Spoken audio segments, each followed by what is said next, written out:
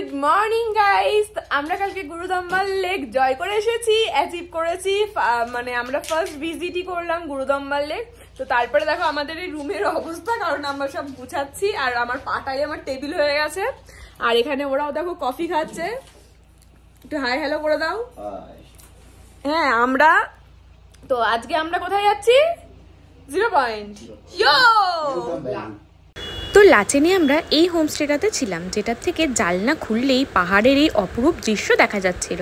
আর এই হোমস্টেটা আমাদের ঠিক করে দিয়েছিল যিনি আমাদের পারমিট করিয়ে দিয়েছিলেন, লাচিং লামাজি। উনি এই হোমস্টেটা আমাদের ঠিক করে দেন। তো ব্যাকপ্যাক করে এবার আমরা রওনা দিলাম আমাদের গন্তব্যে, মানে 0 পয়েন্টে, সেকেন্ড ডে। আর লাচেনের এই রাস্তাগুলো তোমাদের সাথে রাতে শেয়ার করতে পারিনি, কারণ আমরা যেই সময় এসেছি পুরোপুরি প্রাণ হাতে নিয়ে আমাদেরকে আসতে হয়েছে।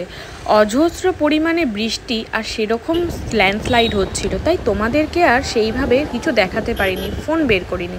কিন্তু যেতে যেতে সকালবেলা এই রাস্তাটা এত সুন্দর লাগছিল বলে বোঝাতে পারবো না। দেখো চারিদিকে কি সুন্দর জলগুলো পড়ছে ঝর্ণার। রাতে এই রাস্তায় যতটাই আতঙ্ক লাগছিল, দিনের বেলা কিন্তু এই রাস্তা ততটাই বেশি সুন্দর লাগছে। কিছু কিছু রাস্তা তোমাদের সাথে শেয়ার করলাম।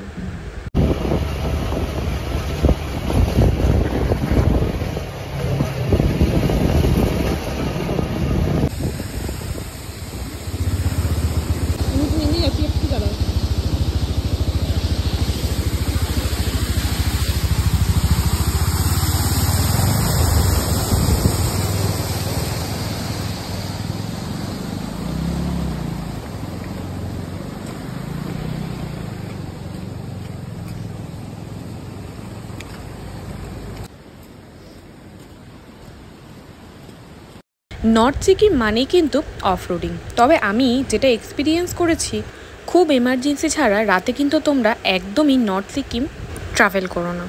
আমাদের কাছে যদি অপশান থাকতো আমরাও হয়তো এই পরিস্থিতির মধ্যে কিন্তু যেতাম না, কিন্তু আমাদের কাছে অপশান ছিল না। আমাদের পারমিটেড ডেটও পার হয়ে যেত, তার জন্য আমাদের বাধ্য হয়ে যেতে হয়েছিল। তবে প্রত্যেকটা রাইডারের উদ্দেশ্যে আমার একটাই বক্তব্য, দেখো অফরোডিং অনেকেই পছন্দ করো, তবে জীবন থাকলে জানো তো আবার নেক্সট ট্রিপের জন্য ভাবতে পারবো আমরা। তো আগে সেফ রেখে নিজেকে তারপর কিন্তু ট্রাভেল করাটা উচিত। এটা হলো তুং চেকপোস্ট, যেখান থেকে লাচেন আর লাচুং কিন্তু ভাগ হয়ে যাচ্ছে। তো আমরা 0 পয়েন্টের দিকে যেতে যেতে অপরূপ সুন্দর একটা ওয়াটারফল দেখতে পেলাম। আর এই ওয়াটারফলের স্টোরি দেখার জন্য তোমাদের দেখতে হবে নেক্সট